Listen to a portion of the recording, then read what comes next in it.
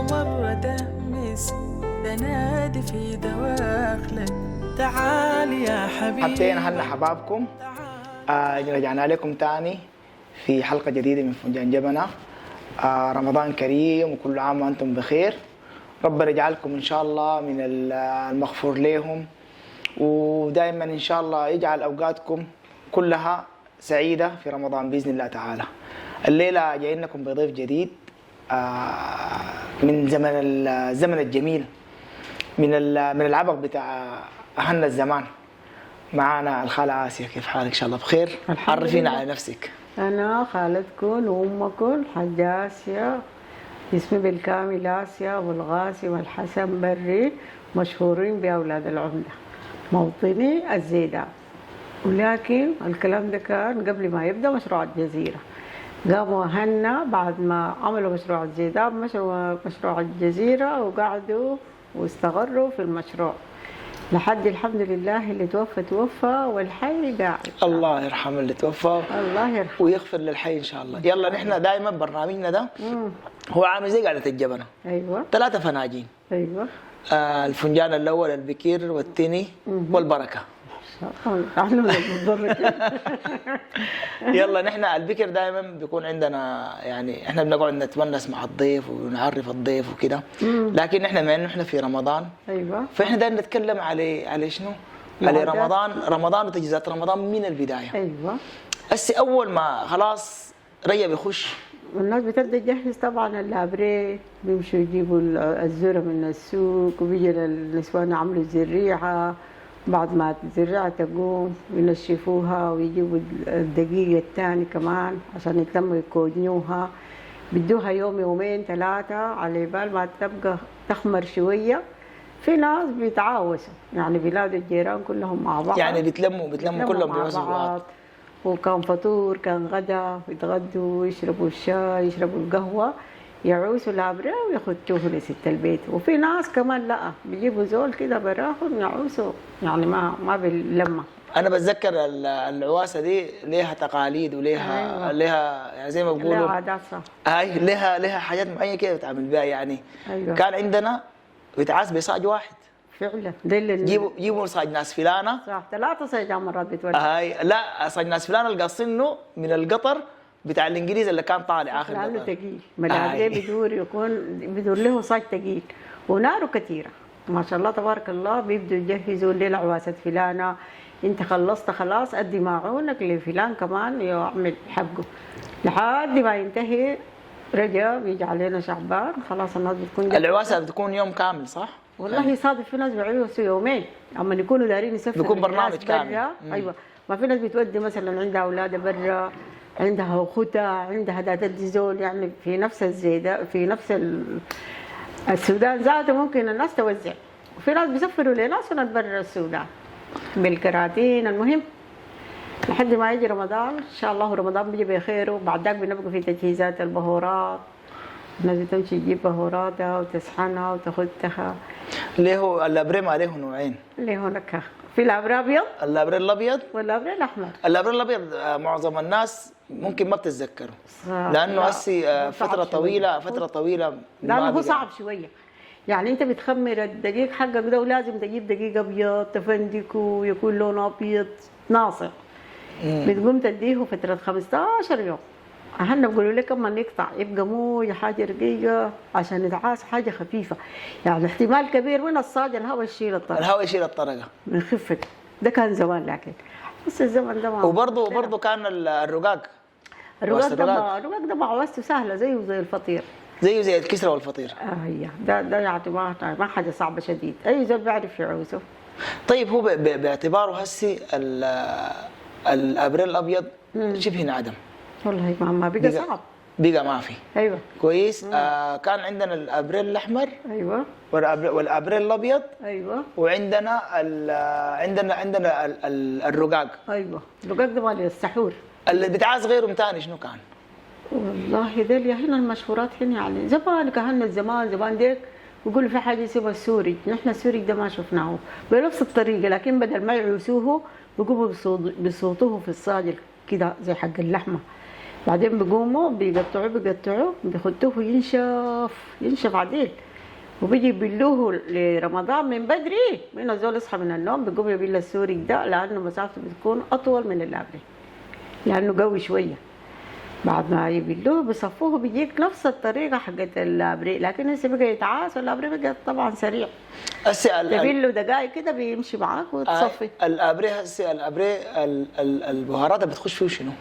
عندنا اول شيء القرفه، الهبهان، القرفه، الهبهان،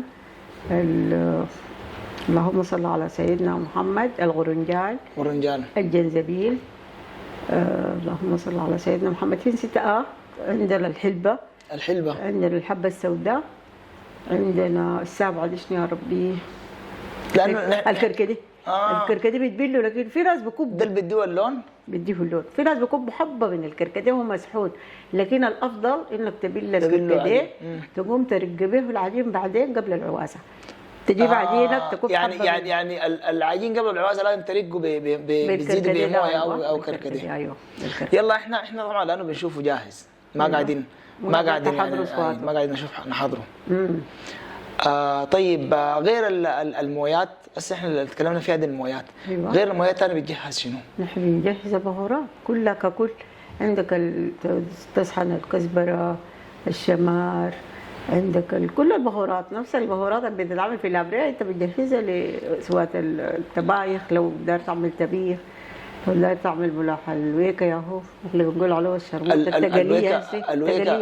الويكا اساسا مفترض برضه كان بتتنشف، برضه تتحضر. ايوه تتنشف وتدقها وتاخدها. المهم حاجه رمضان دي دايره لها دقيق العصيده برضه. ايوه في ناس كمان بيفندقوا دقيق العصيده. كمان عندها واحده مفندقه بيضاء.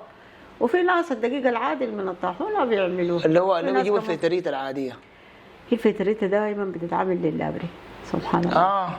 لانه لونه احمر مع العصيده. يلا العصيده بيعملوا لها شنو؟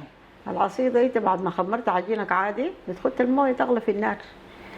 لا الدقيق اللي بيستخدم الدقيق والله في ناس بيعملوا الدخن، وفي ناس بيعملوا الزور العادي الابيض، وفي ناس بيعملوا الزور الفيتريتا، يعني على حسب الناس والحاجه اللي هون بيستسيغوها يعني. كويس. لغايه هنا وصلنا، لسه ما دخلنا رمضان. نشرب الفنجان الاول ونرجع نخش في رمضان ونشوف الحاصل شو.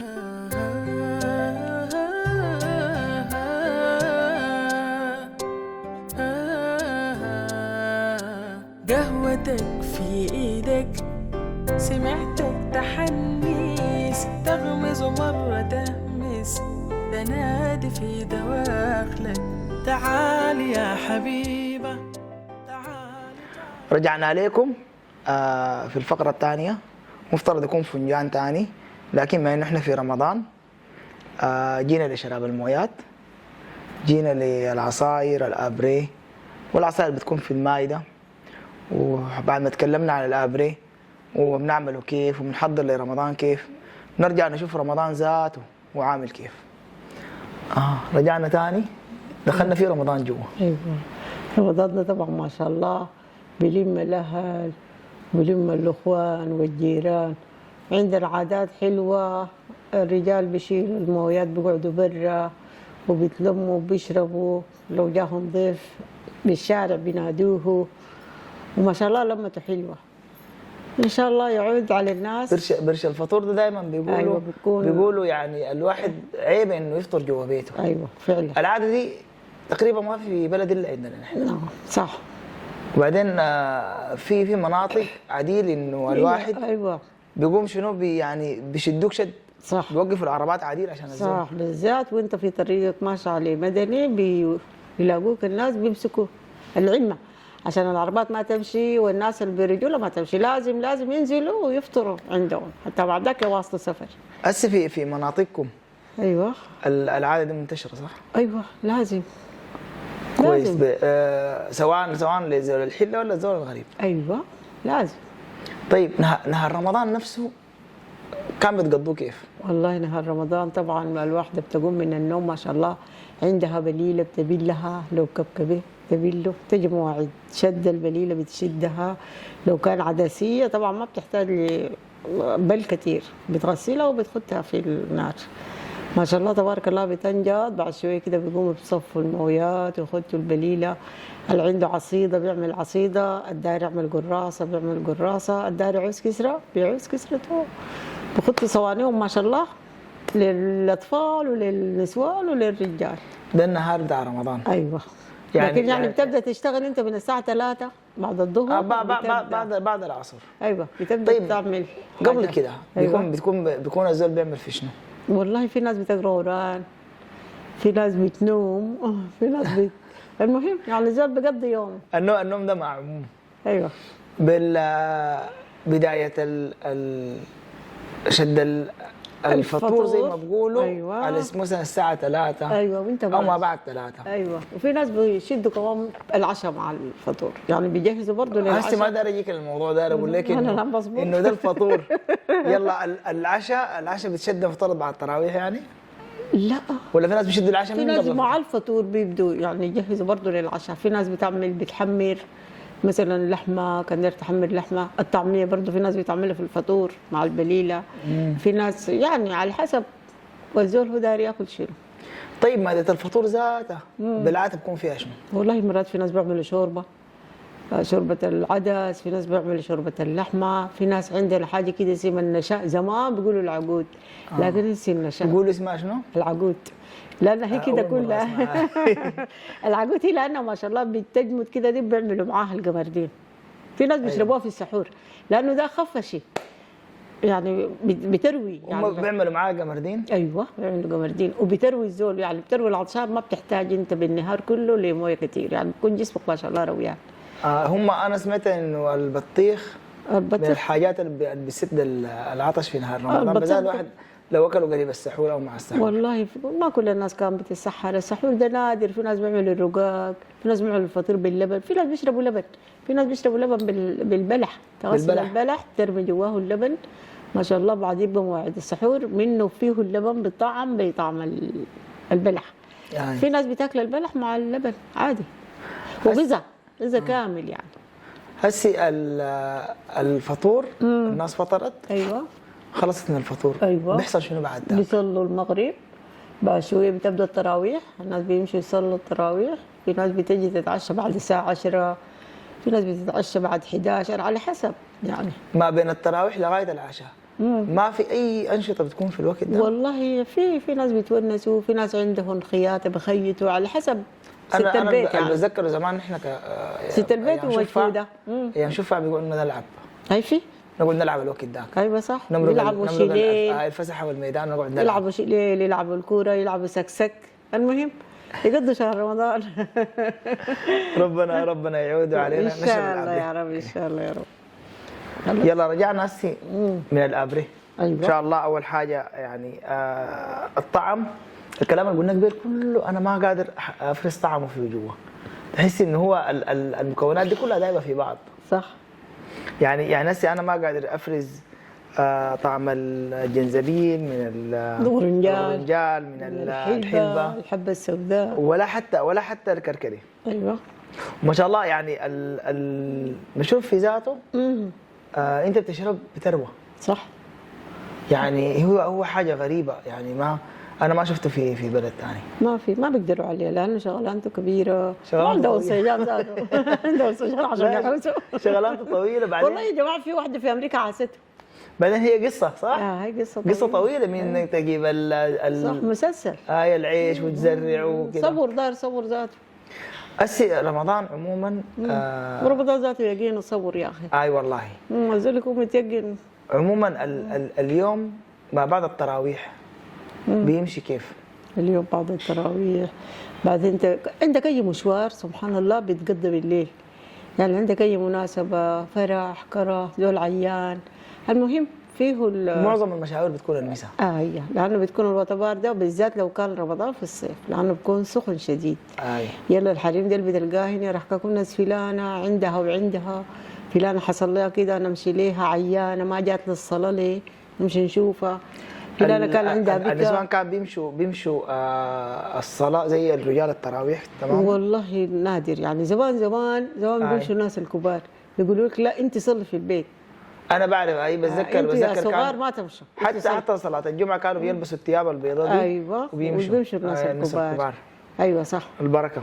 ايوه التراويح خلصت زي ما قلت الناس بتمشي تتفقد بعض. اللي عنده مشوار دايرين صح، يمشي صح. بتاع. الرجال عموما كان بيكون عندهم قعدات صح. ونسة. ايوه صح. بيقعدوا بيمشوا على الفسحة، النادي. بيمشوا على النادي، صح. بيمشوا على الميدان، بيقعدوا في ضوء القمر دي بيقعدوا بيتونسوا. صح. النسوان كانوا بيعملوا شنو؟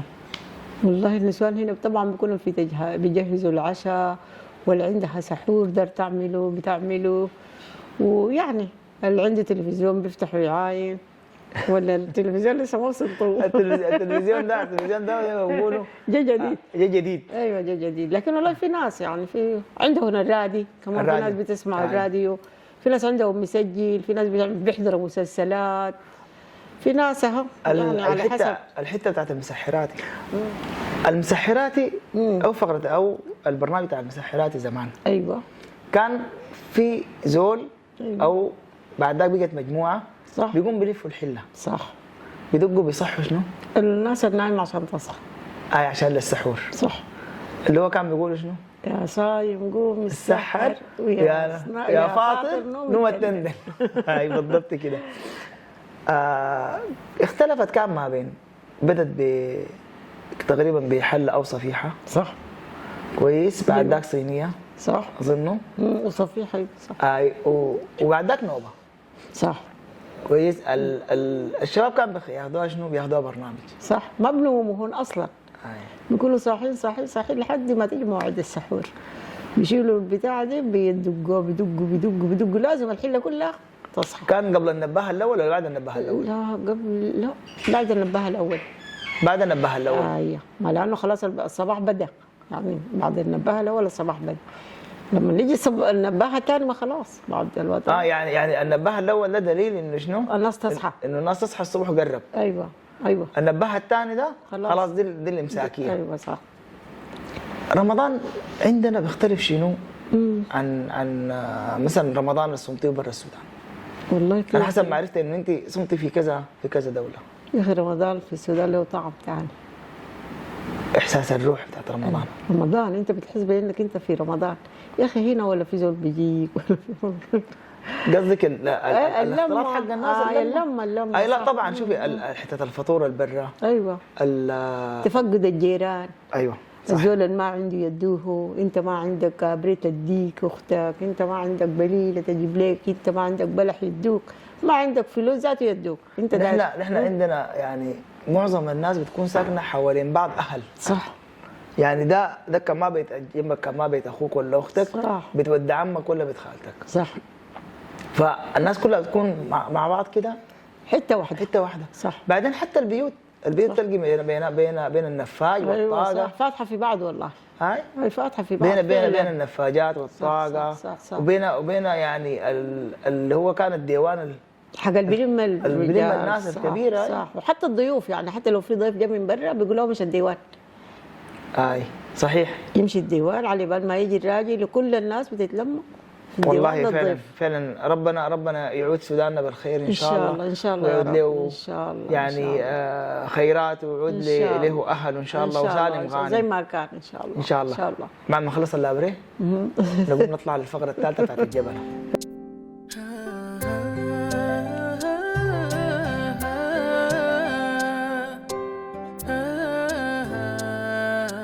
قهوتك في ايدك، سمعتك تحنيس، تغمز مرة تهمس، تنادي في دواخلك، تعال يا حبيبة. فطرنا. نعم. شربنا المويات. ايوه. وصلينا التراويح. ربنا يتقبل ان شاء الله يا رب. جينا هسه شنو؟ للجبل قبل العشاء. ايوه. فقرتنا الاخيره الليله. رمضان. ايوه. ما شاء الله هو شهر خير وبركه، وبتحسي الوقت ذاته فيه بركه. نعم. تحسي انه فيه روح ما في باقي الشهور، مع انه سبحان الله بيجري اسرع من الشهور الباقيه. صح والله. هسي نجي لشنو؟ لاواخر رمضان. ايوه. تجهيزات العيد. الله. قبل كده عندنا الرحمتات. ايوه. الرحمتات دي العادات اللي عندنا. ايوه. الرحمتات دي اخر خميس في رمضان. اخر خميس. اخر خميس يعني تاني يعني خلاص، لانه بعده اهلنا بيقولوا الجمعه اليتيمه، الجمعه اليتيمه ما عندها اخر. الجمعه اليتيمه. الجمعه اليتيمه اللي تجي بعد الرحمتان، اللي هي اخر جمعه. اخر جمعه ما في في رمضان. ايوه دي الجمعه اليتيمه. ايوه نعم. اللي هو الخميس اللي قبليها. صح. بيكون شنو؟ بيكون دي الرحمتات. صح. يعني معنى كده الرحمتات دي ممكن تقع يوم 19. ايوه سوري مش 19، 21. ممكن. 22. يعني مرات العيد بيقع شنو؟ بيقع خميس ذاته. صح ممكن. صح، معناه الخميس اللي قبليه بيكون الرحمتات. صح. هي يعني هي مرتبطه بشنو؟ بالجمعه اليتيمه. ايوه. الرحمتات بنعمل فيها شنو نحن؟ الرحمتات دي الناس بتقوم من الصباح، بيقوموا بغسلوا البلح وبخدوه بيكبوا عليه مويه، بيعملوا فيه برضه غرنجال، في ناس بتخد جنزبيل، في ناس بتخد قرفه عشان بتدي لك البلح نكهه. مع البلح مويته ما شاء الله بتكون حمراء ولين. بيجوا العيال ما شاء الله بعد العصر يكونوا شايلين من عيناتهم ويقوموا يدقوا برضه بنفس الطريقه. الرحمه أتت، الرحمه هي الرحمه أتت اصلا، المفروض تكون الرحمه أتت. لكن اختصارها بالرحمتات. بيقولوا الرحمتات. يلا بيجوك انت داخل بتقوم تكب لهم بلح ومويه، يمشوا كمان البيت الثاني، كمان البيت الثالث، كمان لحد ما المغرب يجي ما شاء الله هم بيكونوا لنقطوا كثير. انا حقي اكثر منك، انت حقي اكثر منك. وفي ناس بتطبع عديل، يعني في ناس بيعملوا لحمه هي زي الصدقه كده، نحن عاملينها للناس. هم كانوا بيقولوا انه هي صدقه للميتين. الميتين بعد ما خلاص. للميتين، يعني هم بيقولوا انه دي من الحاجات اللي بتصب بها الاجر للميتين. صح صح. الرحمتات دي نفس العاده دي في الخليج بيسموها القرنقعو. هم دول لكن حاجاتهم لكن بيكون 15 و14 رمضان بيلفوا بيقوموا بيشيلوا شنو، بيكون خاتم لهم مكسرات، بيكون خاتم لهم بتاع، وبيقوموا بيلفوا بيقعدوا بيغنوا. صح. عندما غنوا نفس الفكره سبحان الله، هي نفس حقتنا لكن بطريقه ثانيه. صح. عندنا في ناس بيقول لك بيوزعوا فته اللي هي في ناس بيذبحوا. ايوه بيقولوا بالليل. صح. في ناس بيودوا المساجد، في ناس بيودوا للخلاوي على حسب. لكن هي بالليل ولا العصر؟ ولا بتبدا من العصر. في ناس بيفطروا بها فطور رمضان. في ناس بيفطروا بها. هاي فطور عديل كده فطور رمضان. وفي ناس بيفرقوها المساء. بيفرقوها للناس المساكين. صح. غير الرحمتات عندنا ثاني عاده شنو في رمضان؟ في رمضان غير الرحمتات ما عندنا ثاني الا هو الرجبيه دي قبل رمضان. الرجبيه دي هو 15 رمضان 27 رجب. 27 رجب الرجبيه. ايوه. هو من عندك من الرحمتات. بنمرق في برنامج العيد. صح. بنرتب كيف للعيد نحن؟ يا سلام، العيد داك ما يوم براو. انت اول شيء انت بتحضر، بتكون بتمشي السوق، بالذات العيال بدوروا لازم يشتروا لهم ملابس. الكسوه حقت العيال. بعدين النسوان بيبدأوا في تجهيزات الخبيز، كمان في ناس بتبدا تجهز خبيز من 15 رمضان. الخبيز اللي بيتعمل شنو؟ الخبيز عندنا الكعك، عندنا البسكويت. بس شويه الزمن اتطور، بقى بيتفور واشكال وغريبه واشكال والوان. حتى الكعك بالمناسبه. أيوة. دخلت معه اضافات. في ناس بيعملوا الكعك ما عارف بالفستق العجميه. ايوه في ناس كده بالبلح وبينقشوه وما شاء الله تبارك الله. الكعك ده مش هو لما ندخل فيه حاجه قريب للمعمول اللي هو بتاع المعمول حق المصريين والشوام. دلك برضه بيعملوا فيه. بيعملوا بلح، بس في ناس برضه في الغريبه بيعملوا بلح، في ناس بيعملوا زبيب. في يعني على حسب اللي انت الرغبه اللي عاوز تعملها. في العجميه حقتك دي بينقشوها بالمنقاش. بينقشوه كده بيكون منظره حلو. وطبعا بيسحنوا السكر بيعملوا له منه من برا يعني السكر. وفي بتتعمل بدون منقاش عادي بس. ايوه في بتقطعوها زمان. صح. بتذكر في القطاعه بتاعت الهلال. صح. والقطاعه المدوره ده الكعك. والقطاعه النجمه. صح. برنامج طبعا. يا زول. وزمان ما كانت في افرام، هسه ما شاء الله جات افرام الكهرباء. لا زمان احنا بنشيل الصواني. نمشي الفرن. عندنا بالصفوف. جدنا محمد عثمان ده. صح. نشيل الصواني نمشي. ويشيلوا قطع، حتى بكري حسن كان يشيلوا بكري يصيرون، نشيل يا ولد قطعه معك بعد ما الحصينه بتبقى سخنه. سبحان الله، هم بيكونوا فرحانين سبحان الله عشان يوصلوا الفرن وانه نجدوا الكعك. وبعدين كان بتمشي بيقوم بيرصوا ايوه في جرادل. صح. ده بعد ما تطلعيه من الصينيه بتقوم ترصه في جرادل. صح. وقوم شنو؟ نحن بنقوم نشيل الحارق منه. صح صح. المحروق. المحروق اللي بيتحت ده بنكون بنستناه. صح. سبحان الله. يا اخي ايام كان يا ريت لو بترجع. والبسكويت تمشي تشيل بعدين من بعد الفطور الكلام ده الناس ما بتنوم. الناس بتمشي الصف بتاع الفرن. ايوه صف الفرن الاولويه للزول اللي بيجي اول. اي بيكون خاتم طوبه عديد. صح. انا حجزته وانت ما حجزته لحد ما تصبح الواطه. ده عشان قبل ما يجي العيد لازم الناس كلهم يمشوا الفرن ونجدوا ويجيبوا. هي ما صينيه واحده اللي بتمشي للفرن. هي صواني. انت اساسا انا يمكن يكون عندي 10 صواني. نحن بنعمل شنو؟ الليله مشينا حجزنا. ايوه بنشيل صينيه بيتنا. صح. وبعد كلنا بنمشي نشيل صواني خالتي. ايوه صواني الفرن مرات كمان. صواني الفرن بتجيب صواني الفرن من بدري انت بتعبيها في البيت. صح صح. الخبيث بعديه بيجي بتجي نظافه العيد. صح. النظافه. نظافه العيد تتضمن جوا البيت وبرا البيت. صح. لحد خشم الباب حق الحوش انت لازم تقشه وترشه. بتذكر الرش ده نهايه شنو؟ نهايه اليوم الليله وبكره العيد الصراحه. ايوه عشان الحته تكون ثابته ونظيفه. وبتقوم شنو حتى الناس اللي تقعد جنب مصلى العيد. صح. او الفسحه اللي بيصلوا فيها الناس العيد. صح. بيمشوا بينظفوا الفسحه. صح. وبيرشوها عشان يفرشوا فيها البروش. صح والله. حقت الصلاه. صح. لكن جوا البيت انا بس عندي سؤال من زمان انا نفسي اساله لاي زول لاي مره كبيره يعني. صح. الفضيه دي نحن لا بنشيل لا منها لا بندخل لها. بس ما اللزوم شنو؟ هو الفهم شنو؟ انك يقولوك علينا التلعيد. يعني لازم الحاجه دي نحملها علينا التلعيد. لا الصيد والفضيه دي منطقه محرمه. يعني العده اللي فيها دي ولا بتشيل منها ملحقه. ما بيشيل منها ملحقه. بتكون قاعده لكن لازم تتغسل وتكون نظيفه. سبحان الله. ايوه. ولازم يغيروا فوطه كده ويرصوها لك برصه معينه سبحان عادات يعني. بعدين امهاتنا يعني خاتين عليها حراسه مشدده. كيف؟ قالت لنا عندنا لا تلعب جنب الصايد. عندنا صاحبتنا سمية الشاعر قالت النسوان يخدم في العده وياخذهم في الفضيه وياخذ. قالت الراجل مسكين يعاين كده بس في الفضيه وهي معبيه عده بس يوم يموت حتى. يفتح الفضيه. يفتح الفضيه ويقول عده الجبال عجباون.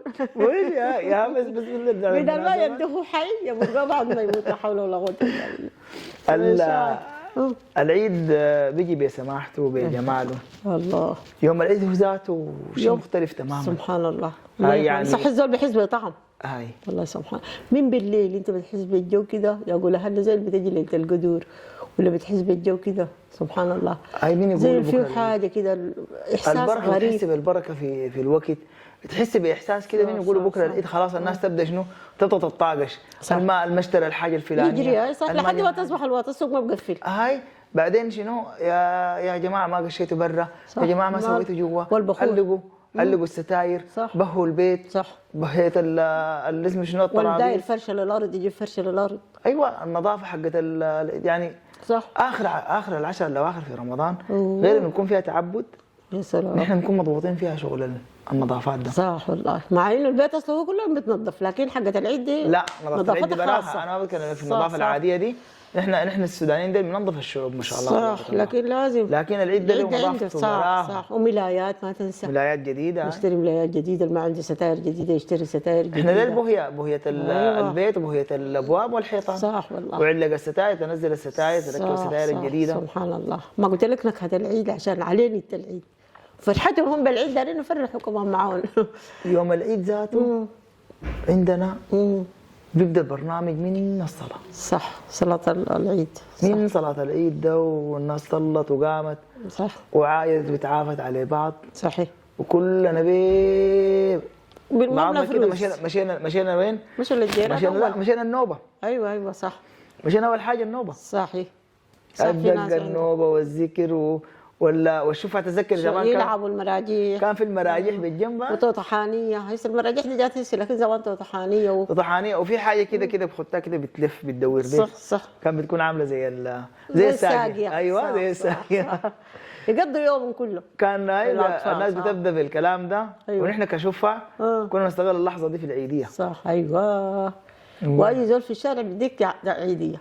وعندنا زمان المسدس بتاع حق المويه بتاع البارود ده. البارود ايوه صغيروني. صح اللي بيقول تك تك تك تك. ايوه والله بيعمل كده نار في الهواء.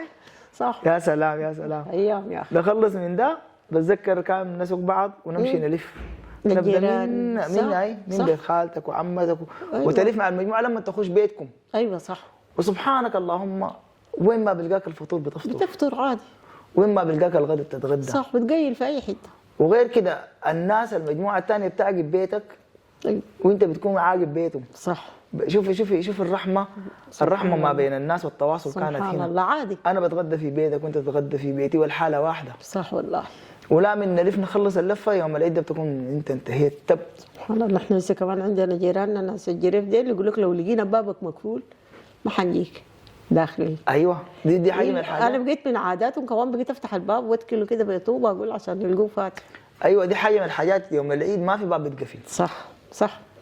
بعدين بتيجي مار يا ناس فلان سلام عليكم. صح. طيبين طايبتهم سلمت صح. عليهم. ولو في ناس كمان ممكن ما لقيتهم ترجع لهم تاني. ثاني يوم مثلا، ثالث يوم العيد عندنا الحاجات دي، ثالث يوم الناس لازم تلاقي بعض. احنا كان عندنا حبوبتي الله يرحمها في ناس ويخليها. بيسافروا عادي للعيد يا اخوان سبحان الله. في ناس بيسافروا. بيسافر يقول لك انا ماشي عيد عند اهلي. ماشي عيد عند ده من الناس اللي بيكونوا جايين شغالين في الخط. صح صح.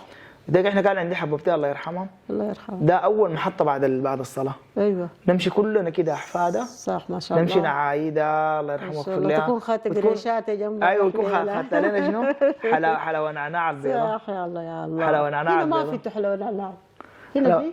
هنا في يا تقوى؟ ما شفتها انا. انا ذاتي ما في شفتها. السعوديه في لكن هنا ما في. لا انا هنا ما شفتها. ما شفتها. كون خدت حلاوه نعناع، الكلام ده انت ما شفته يا تقوى صح؟ حلاوه نعناع دي نحن بنجيب الكيس. سبحان الله. ايوه هي كانت بتكون خدتها كده تقوم شنو من تحت كده بالراحه، عندها المفحضه بتاعتها حقت اي القريشات. ما هي عندها كم واحد من اولادها كده كلهم قريبين منها. صح صح. المفحضه دي بالراحه كده فيها بتقوم شنو؟ اشكال والوان. اي صح. ده تدستلك بده كثير وده ايوه بالضبط ده بده كده. شويه ده بده كثير. الله يرحمه يا وتعالى سبحان كلهم الله. ويخلي لنا جدودنا. سبحان والله انا سعدت بالقعده معاكي بارك الله من فيك. جبنتها لابريها. شكرا. يعني رمضان ده ربنا يعودوا على الناس بالخير ويعودوا يا على ربي. الخير يعني إن شاء الله. إن شاء الله. بالعفو والمغفرة إن شاء الله. لكل الناس، وربنا يبلغنا كلنا الله انا يبارك. وياكي رمضان الجاي إن شاء الله. ويبلغنا ان شاء الله ليلة ان شاء القدر. الله ان شاء الله يا رب. انا اخلي لك الفرصة كده. أيوة. تقولي حاجة للناس كده قبل ما نختم. ان شاء الله يعود علينا وعليكم بالخير والامن والبركات، وربنا يكفر شر الحروب يا رب، والناس ترجع تتصافى وتبقى مع بعض وتنعل الشيطان الله ينعله وتتهدى النفوس، وان شاء الله نعود زي ما كنا يا رب. ربنا يرجع بلدنا بخير إن وبخير شاء الله، ناس إن يا شاء رب الله، إن شاء العالمين. الله. انا شاكر لك جدا للاستضافة السمحة دي، الله يبارك فيك. وشاكر لأسرتك كلها بارك الله يعني فيك. انه استضافونا في الحلقة دي. الفضل لك. وربنا ان شاء الله يعني يعيد نتلم عليكم تاني في رمضان السودان ان شاء الله. باذن الله. رمضان الجاي نعمل معاك الحلقه دي في السودان ان باذن شاء الله الله تعالى. ان شاء الله يا شكرا رب. لكم لغايه الله. هنا. احنا بنصل كمل. لختام الحلقه. ان شاء الله معاكم في حلقه جديده من فنجان جبنه. وان شاء الله ما مع نعدم بعض يا السلامة. رب. الله